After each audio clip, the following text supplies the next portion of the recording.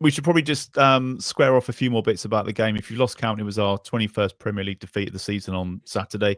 Brighton basically just turned up and took all 3 points. Glenn, we were talking last week about the lineups and your disappointment when this one dropped. I mean, I looked at it and thought, oh, we're playing four at the... Oh, no, Aribo's going to play as centre-back. So, yeah. Well, we kind of joked last week, didn't we, about put Joe Aribo in the back three and drop Fernandes into midfield, and he ended up doing that. Didn't actually think he would. And I mean, the joke was, pick our 11 players and just put them in your normal formation, and that'll work, won't it? I mean, so I mean, yeah, the players he picked weren't horrendous choices, apart from Cameron Archer, who's garbage. But I kind of accepted the 11 that went out there. But it's just this you can't play in that style with makeshift players all over the pitch, and that was the end of it, really. I mean, I don't know why Cameron Archer was playing and not Paul Onuachu. It wouldn't have made any difference, to be honest. But I just. No, it is weird.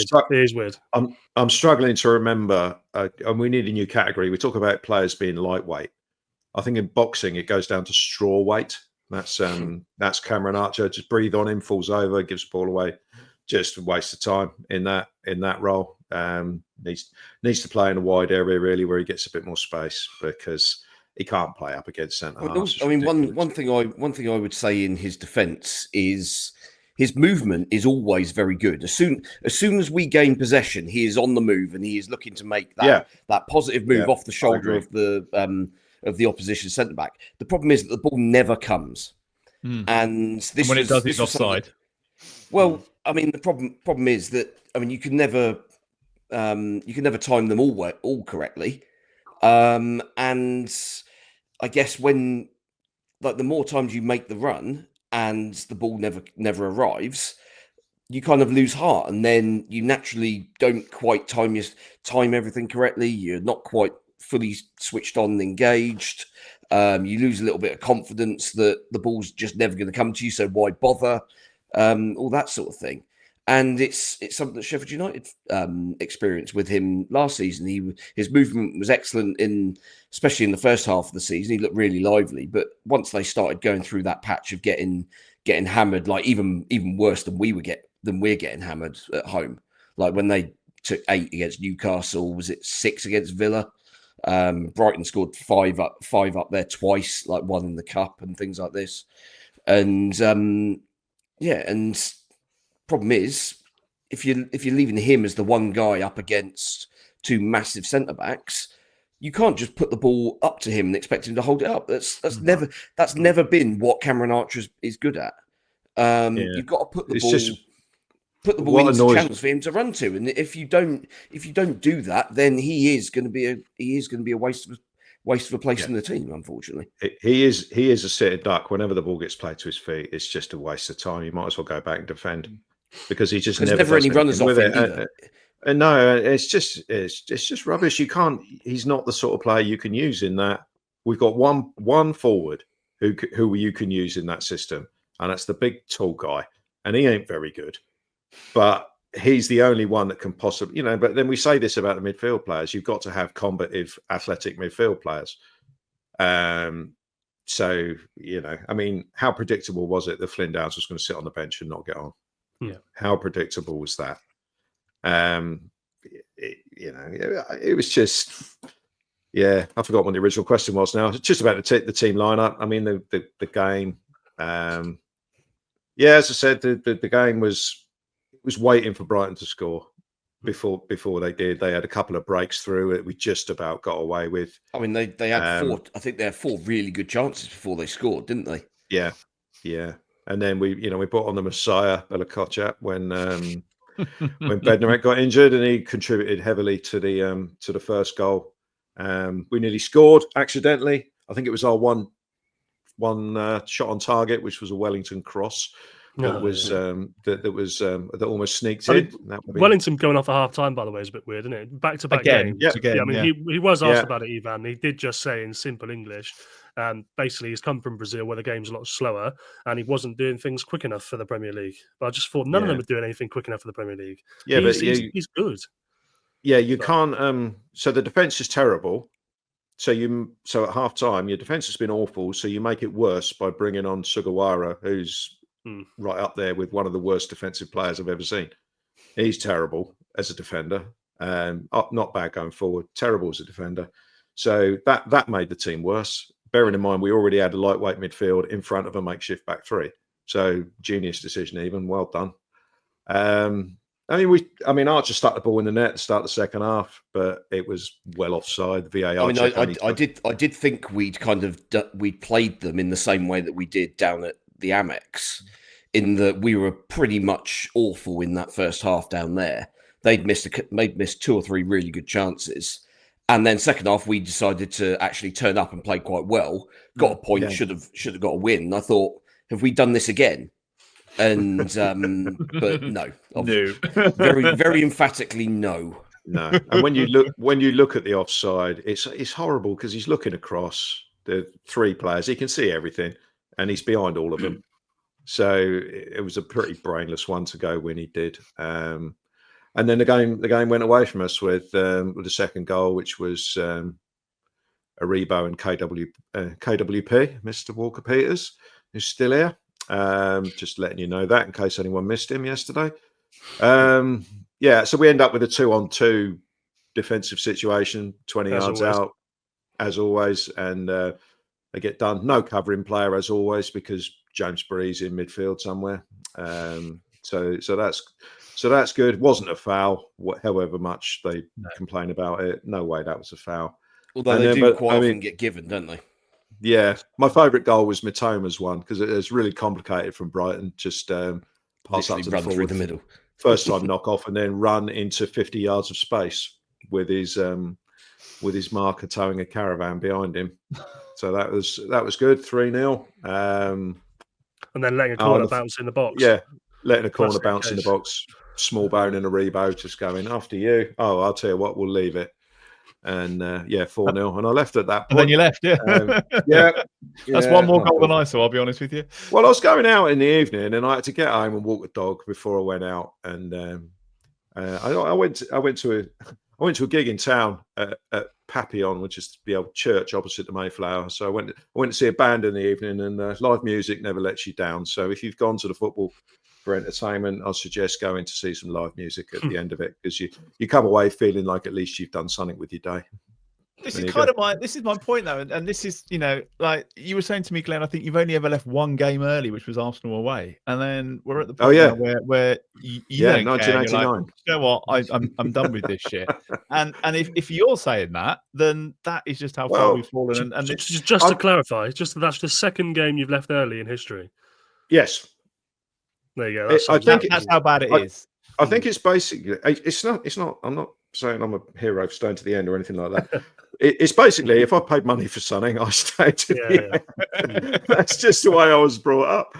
And I have no issue with people leaving when we're getting absolutely stuffed. I have no issue with that. The ones that annoy me are the ones that leave when it's 1-1 with 15 minutes to go. That winds me up. Yeah. But no, I've never left early. That game at Highbury was an Ian Wright hat trick, and it was someone pointed out to me on Twitter that that was at the time when you used to have in injury time as well.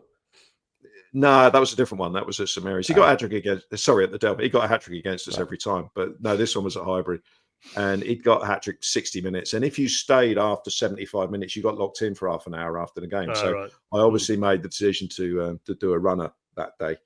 And that's literally the only time. So I mean, I was there for right to the end of the 9-0 with Leicester and all that. It just never occurs to me to go. But yesterday, I just thought, you know what, I've got something to do in the evening. This is garbage. I need the toilet. I'm just going to go to the loo and just walk out and keep going. And there were so many people outside. What's the joke about staying to the end to avoid the rush? That's the it's a bit like that. It was a bit of a logjam in Britannia Road as people tried to get out. That's the thing. I mean, 2 weeks. That's 2 weeks running now. I've managed to get the earlier train out of Southampton Central, even though I've stayed till the final whistle. It's going to hit. You got the fan zone they've built, and you've got the bands that they're laying on. And there was that week where they pre-poured all the pints, and they're having to give them away because everybody had decided to go home. I mean, it's going to hit them that game, isn't it? Yeah, I mean that one incident was stupid, and they should have seen that coming, because that was the Spurs game. So that was a Sunday night 7:00 kickoff. So let's be honest, even if we'd won, how many people would have been sticking around after that game? Yeah, for a pint at 9:30 on a Sunday night. Yeah. Not many. So yeah, I mean that was just a complete pig's ear of things. But yeah, you are right in that. I mean, you're getting all these bands in. I mean, if people have gone home and there's nobody around to watch them, I mean that's not fair on those guys, is it? That you've got these guys in sort of thinking they're gonna be performing to a few hundred people, and it's literally like 2 people that are sticking around plus the agency staff. It's not fun for anybody, is it really? No. Alfie, I want to talk about Bednarek going off and the injury. Do we know any more about that today? I kind of felt like when he went off, I don't know if it would have made a difference at all or not, but they were even more clueless after he'd gone, just for those few minutes where they were trying to work out who was supposed to be doing what. It certainly didn't help. Yeah, I think it does make a difference, because at the end of the day, he is the best defender the club has at the moment, the most consistent player, and probably the sort of the most courageous and sort of fearless, I guess, that they have. They had a scan today. I don't know the results of that, so I guess we'll find out in the press conference tomorrow. But I'd be very surprised if that means he's playing on Tuesday. So probably be a first Premier League start for Amo-Ameyaw for nearly 2 years. You would have predicted, but yeah, I mean they've already got Taylor Harwood-Bellis, who was going to be sort of 1 week out, when it's been 2, 3.